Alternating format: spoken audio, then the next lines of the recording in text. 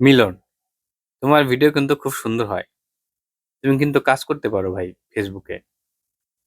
তোমার কথা বলার কোয়ালিটি খুবই সুন্দর। তাছাড়া তুমি যে ধরনের ভিডিও দাও বা যে ধরনের কথাবার্তা বলো, তুমি যদি একটু চেষ্টা করো খুবই ভালো হয়। মানে তুমি অনলাইনে ভালো করতে পারবে। এই কথাটা আমি মনে হয় ১,০০০ লোকের মুখে শুনছি। এ এমনকি আমাকে আজকেও কেউ একজন বলতেছিল। এই কারণেই আমি আসলে এই ভিডিওটা মানে মেক করতেছি, বানাইতেছি যে আসলে কি তাই? আমি কিন্তু অনেক ভিডিও বানাই বাট রেগুলার না।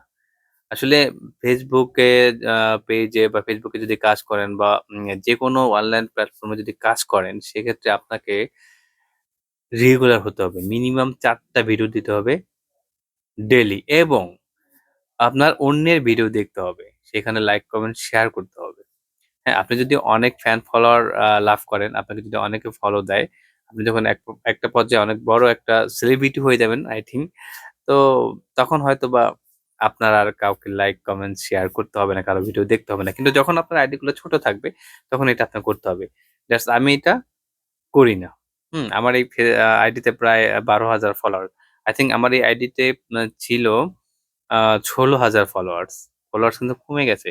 কজ আমি কাউকে আ মানে কারো ভিডিও দেখা বা কমেন্টস করা করতাম একটা টাইমে। কিন্তু এটা এখন ছেড়ে দিছি। কেন? আসলে আমি সময় পাই না। হ্যাঁ? আমি যেহেতু সৌদি আরবে থাকি, আমার এখানে কাজ করতে হয়। তারপরে বুঝেনই তো প্রবাসে কাজ করা, প্রচুর গরমে নিজেকে সময় দেয়া, খাওয়া-দাওয়া সবকিছু মিলায়ে ঘুমানো, ভোর রাতে উঠতে হয়।